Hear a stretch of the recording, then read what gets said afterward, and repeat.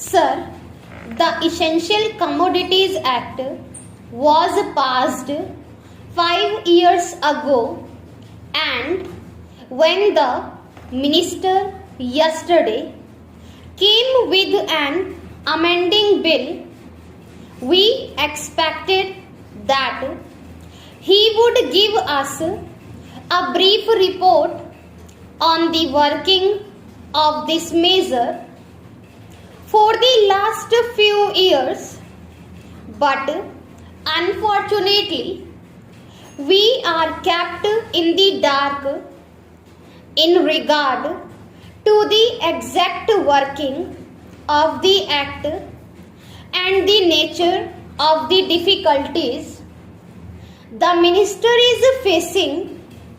Sir, as far as I know, many of the provisions of this enactment have been observed more in violation by his agents at the state level.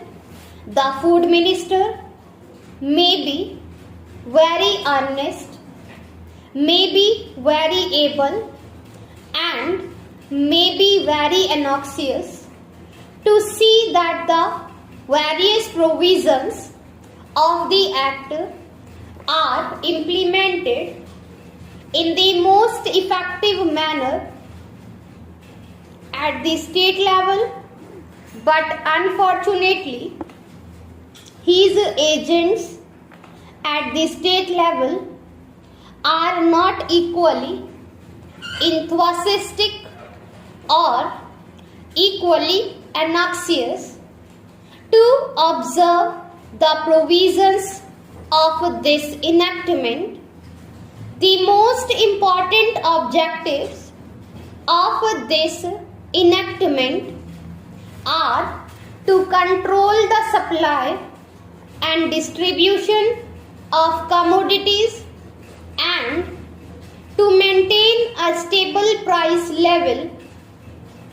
In regard to both these aspects, I am afraid that the government has failed to realize the objective in view.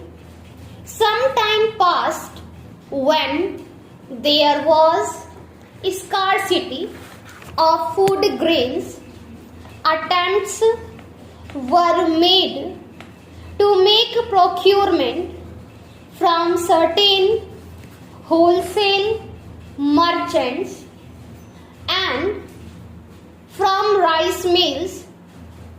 In my own state, I know of many instances of such procurement where, after making known that certain things had to be done and certain steps have to be taken by the merchant community, nothing was done later on by the government when they found that these very orders of the government were violated.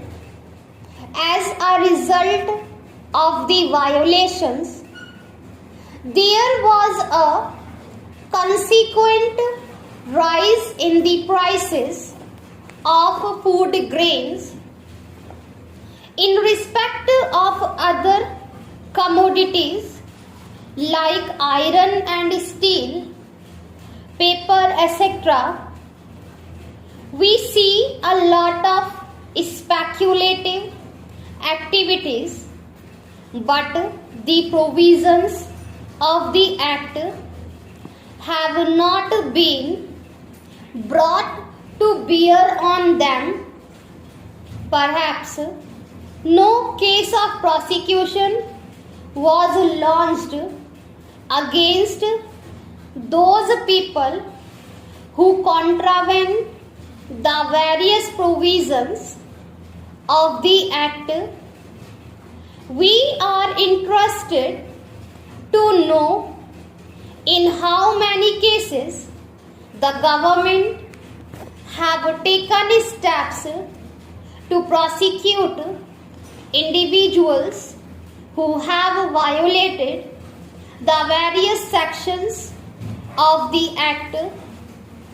The minister said that the powers under the Act were not adequate. We sympathize with the food minister, but I want to know what action has been taken in this regard by the various state government in regard to the amending provisions. I want to know from the minister what would be his difficulty even if minor offences are taken to courts of law. For instance, the Motor Vehicle Act deals with various offences, both major and minor, and various minor offences under the Act are taken to courts and people are prosecuted. What is the difficulty in taking these cases of a minor nature to courts of law? There, the people will have some safety that they will get a hearing, and if the offences are really offences, then they would be prosecuted, otherwise they will be acquitted. Here the minister says that there should be a security deposit if there is a violation of a particular provision of the enactment. Then the executive authority will have the power either to confiscate a part of the amount or the whole of the amount. We are clothing the executive authority with more powers. I do not grudge giving powers to the executive authority, provided they are used properly and effectively and in a most fair manner.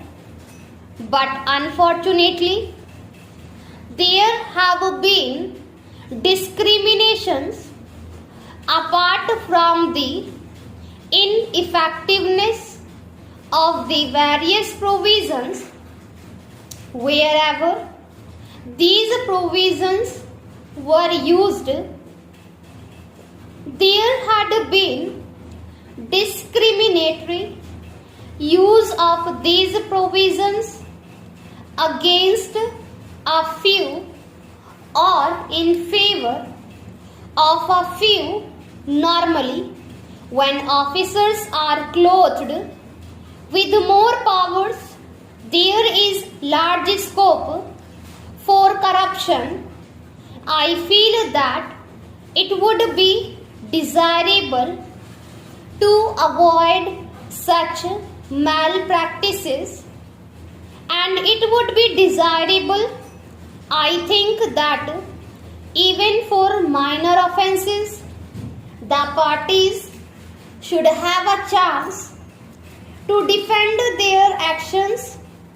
I do not think that this problem of dealing with minor offences will become complex or complicated in any way if we take them to courts of law.